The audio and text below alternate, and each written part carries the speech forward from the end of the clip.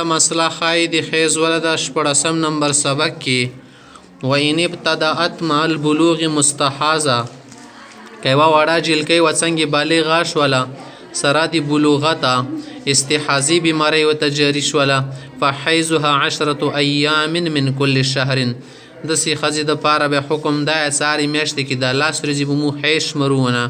بقایا به استحاضه وي والباقي استحاضة باقي 6 شپې چې کومې یا څوره جوړېږي هغه به استحاضه وي مخکې چې مستحاضه ښځه شوله معذور سړی شو د یې حکم ده مستحاضه ښځه شوله ومن به سلسل بول او هغه څوک چې تشو متیازو سوس کې بیماری وي والرعاف یتمیزین یا سوس کې کېږي کله کله الدائم خرسوتې اندشته والجرح الذي لا يرقع هغه زخم سړي ته څه لګېدلی جوړېږي نه نما نه خلي دي جوړېدلی داسې خلکو ته حکم دی چې یتوضؤون لوقت کل صلات هر المنځه دپاره به په واخه لمونځ هغه اوداس کوي هر المنځه ته نه کېږي نور بس څنګه وخت تېر شي اوداس موت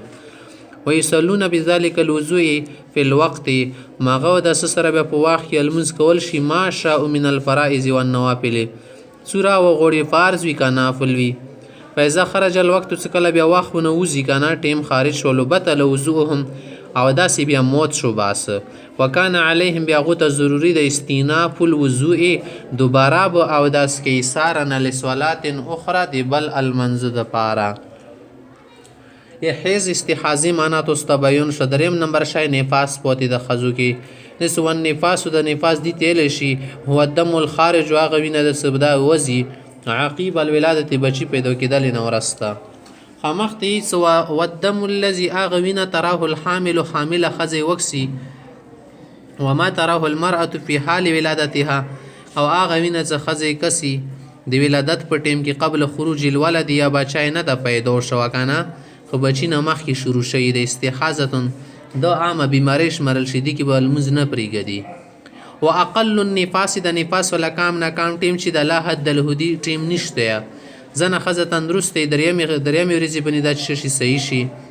زنه داسې تندرسته چې په اول ورځې بس شي بس بچی شي دویمې ورځې بیا نه وي بس دو به لمونځ اوداس شروع کوي داسې به نه وي د څلوېښت ورځې اوسېږم و اکثرو 40 یوما بیا زیات نه زیاتې که دي خامخا داسې بیماری جري وه 40 ورځې پرې لمونځونه شیان ما کوي خو چې کله یې 40مه ورځ شروع شي و ما زاد علی ذلک په استحاضة نو د بیا عامه بیماری د نفاس نه د بیا به کوي مخکې واذا تجاوز الدم على 40 کله وینه تیره شي د 40 ورځو نه وقد كانت هذه المرأة ولدت قبل ذلك او دغه ښځې بچی دي نه مخکې پیدا شوی و که نه ولها عادة في النفاس دی عادات نفاس کې معلومو سار بچي نه بعد به دي ته مثال 15 ورځې ورتلله د 15 نه بعد به دغ حیض کې د نفاس کې 15 ورځې به د نفاس شمري د نورې پسې کومې ورځې که نه د به نفاس نه شمري د بقایا به 15 ورځې جوړېږي سوره جوړېږي د ول لمونځ به قضا کي ردت الى ایام عادتها عادات طرف ته به راوګرځول شي دا ښځه ځکه د 3 بچیان دي عادات کې شی دي خو ان لم تكن لها عادة که بیا عادات نه و دي ښځې معلومه طریقه نه وه چې د هر بچي پسې دوره غایر سي فنفاس 40 یوما بس بیا 40 ورځې نفاس ته که ورته ورتلله مخکې ومن ولدت ولدین که یوې ښځې 2 بچي وشول په بطن واحد په یوې خېټې کې که نه یوې خېټې کې مطلب دی یو بچی نن شو بل بچی سورې زباد وشو کله کله د په یو ټیم دواړه کېږي خو کله کله ورځې ورکې رسي خو 2 ورځې ضروري دي چې د 6 میاشتو ناکامې وي مثال یو بچی نن شو بل بچی 2 میاشتو بعد شو 2 یوه خېټه فنفاس و هدي ولا نفاس به د اول بچي نه بعد مو ګڼو که دویم بچي نه بعد خو که نږدې بچی شي په یوه ځای باندې یا لږ ورځ ورکې ولګېدله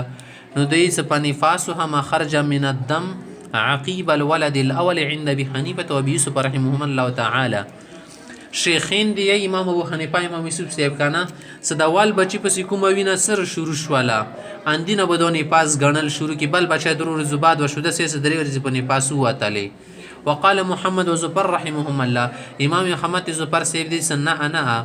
من الولد الثاني اول بچی نه خو به نشمرو که نه ځکه یا خو خېټه خالي نه ده شي اوساد و حامله شمرل شي